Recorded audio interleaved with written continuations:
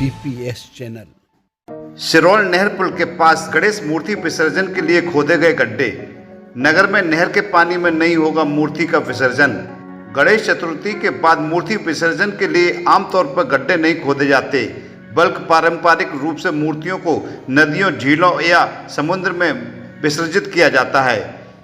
यदि आप जसवंत नगर क्षेत्र में पर्यावरण की दृष्टि से मूर्तियों का विसर्जन करना चाहते हैं तो आप सिरोल के नहर पुल के पास मूर्ति विसर्जन के लिए बनाए गए कृत्रिम कुंड या जल स्रोतों में मूर्ति विसर्जित कर सकते हैं। कुछ जगहों पर पर्यावरण अनुकूल विसर्जन के लिए विशेष रूप से कुंड खोदे गए हैं, लेकिन यहाँ जसवंत नगर में कुछ लोगों द्वारा गड्ढों में मूर्ति दफनाने जैसी रीत का विरोध कर रहे हैं। ऋषिकांत जी गणेश चतुर्थी के बाद जो इनका बहते हुए पानी में विसर्जन किया जाता है, उसके लिए शासन प्रशासन का जो आदेश आया है कि गड्ढा खोदकर दफनाया जाए, इस बात को लेकर के आपकी तरफ से विरोध किया जा रहा है। क्या कारण है, विरोध क्यों कर रहे हैं आप? सनातन परंपरा के विरोध में जो भी आदेश होगा ना तो उसे मानेंगे और ना सुनने को तैयार है, क्योंकि सनातन परंपरा में गणेश विसर्जन मूर्ति विसर्जन की प्रक्रिया होती है, ना कि दफनाने की प्रक्रिया करबला में ताजियों की होती है, न कि सनातन धर्म में देवी देवताओं की मूर्तियों को दफन करा जाता है। ऋषिकांत जी, ये जो शासन प्रशासन का आदेश है और यहाँ के स्थानीय प्रशासन ने तैयारी कर ली है, गड्ढे वगैरह भी खुद गए हैं, तो इसका आप आदेश नहीं मानेंगे क्या?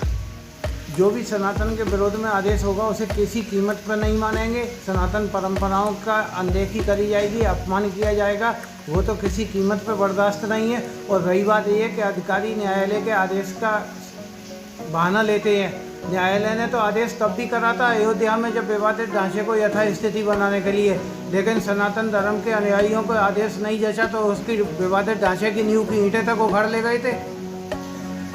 तो आप क्या कहना चाहते हैं, अन्य लोगों से क्या अपील करना चाहते हैं? हम अन्य लोगों से भी यही अपील करना चाहते हैं कि यही आदेश समाजवादी पार्टी की सरकार या केजरीवाल की सरकार या कांग्रेस के किसी हुकूमत वाले राज्य में होता तो जो आदेश वर्तमान सरकार ने किया है, यही सब लोग सड़क पर नंगा नाच कर रहे होते और विरोध कर रहे होते।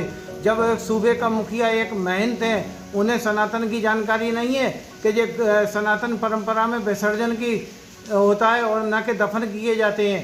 बड़े अफसोस की बात है कि एक महंत के सत्ता में काबिज होने के बाद और सूबे के मुखिया होने के बाद में सनातन विरोधी आदेश हो रहा है। ऐसा तो औरंगजेब के शासन में भी नहीं हुआ था। तो आप कुल मिलाकर ये आदेश का पालन नहीं करेंगे?